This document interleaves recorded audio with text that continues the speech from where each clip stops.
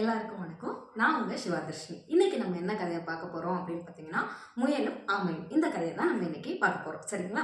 So ஒரு அழகான காடு. அந்த காட்டில் ஒரு முயல், ஒரு ஆமை ரெண்டுமே இருக்கு. இப்போ இந்த முயல் என்ன பண்ணுது அப்படின்னு பார்த்தீங்கன்னா, ஆமைக்கிட்ட போய் நம்ம ரெண்டு பேரும் ஒரு போட்டி வச்சுக்கலாமா அப்படின்னு கேட்குது. சரி, என்ன போட்டி அப்படின்ட்டு ஆமையும் கேட்குது. அதோ அங்கே தூரத்தில் தெரியுது பாரு அந்த மலை அடிவாரம். அந்த மலை அடிவாரத்தை நம்ம ரெண்டு பேரில் யார் ஃபஸ்ட்டு போய் தொடுறது, இதுதான் அந்த போட்டி அப்படின்னு சொல்லுது. இங்கே அந்த ஆமை என்ன பண்ணுது அப்படின்னு பார்த்தீங்கன்னா, கொஞ்சம் யோசிக்குது. ஏன் அப்படின்னு பார்த்தீங்கன்னா, முயல் அளவுக்கு ஆமையால் வேகமாக ஓட முடியாது இல்லைங்களா? ஸோ இப்போ அந்த ஆமை தயங்குது. ஆனால் முயல் விடவே இல்லை, நீ இந்த போட்டியில் கலந்துக்கிட்டு தான் ஆகணும் அப்படின்னு ரொம்ப ஆமையை கட்டாயப்படுத்துது. ஆமையும் வேற வழியே இல்லாமல் ஒத்துக்குது. முயற்சி பண்ணி பார்த்துருவோமே அப்படின்னு ஒத்துக்குது. சரிங்களா? ஸோ இப்போ முயலும் ஆமையும் என்ன பண்ணுறாங்க அப்படின்னு பார்த்தீங்கன்னா, ஓட ஆரம்பிக்கிறாங்க.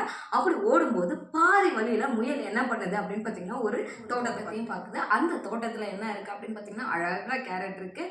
கேரட்டை பார்த்த முயலுக்கு இப்போ என்ன வந்துருச்சு அப்படின்னு பார்த்தீங்கன்னா, அந்த கேரட்டை எப்படியாவது நம்ம சாப்பிடணும் அப்படின்ற ஆசை வந்துச்சு. ஆனால் தான் ஜெயிக்கணும் அப்படின்றதும் முயல்கிட்ட இருக்குது. அதனால் ஆமை எங்கே வருது அப்படின்றத திரும்பி பார்க்குது. ஆமை ஆனால் ரொம்ப தூரத்தில் தான் இருக்குது. சரி, எப்படியா இருந்தாலும் ஆமை நம்மளை நெருங்கிறதுக்குள்ளே நம்ம போய் சாப்பிட்றலாம் அப்படின்ட்டு சாப்பிடவும் போகுது. சாப்பிட்டு முடிச்சிருச்சு. திரும்ப பார்க்குது ஆமை எங்கே இருக்குது அப்படின்னு பார்த்தீங்கன்னா, கொஞ்சம் தூரத்தில் தான் இருக்குது. உடனே சரி சின்னதாக கொஞ்சம் தூங்கிடுவோமா அப்படின்னு பார்த்துட்டு திரும்பவும் அது தூங்கவும் ஆரம்பிச்சிருது. தூங்கின அந்த முயல் என்ன அப்படின்னு பார்த்தீங்கன்னா, நல்லா ஆழ்ந்த உறக்கத்துக்கே போயிடுது. இந்த கேப்பில் நம்ம ஆமை என்ன பண்ணுது அப்படின்னு பார்த்தீங்கன்னா, முயலை கிராஸ் பண்ணி போயிடுச்சு.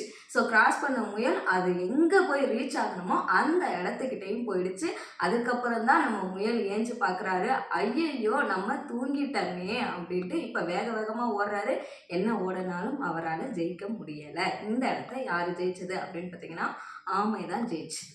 சரிங்களா? ஸோ இந்த கதையிலேருந்து நம்ம என்ன தெரிஞ்சுக்கணும் அப்படின்னு பார்த்தீங்கன்னா, நம்ம வெற்றி பெறணும் அப்படின்னு நினச்சா நமக்கு ரெண்டு விஷயங்கள் தேவை. ஒன்று பொறுமை, இன்னொன்று பார்த்தீங்கன்னா நிதானம். இந்த பொறுமையும் நிதானமும் நம்மக்கிட்ட இருந்துச்சுன்னா கட்டாயம் நம்ம ஒவ்வொருத்தரும் வாழ்க்கையில் வெற்றி பெற்றே தருவோம். சரிங்களா?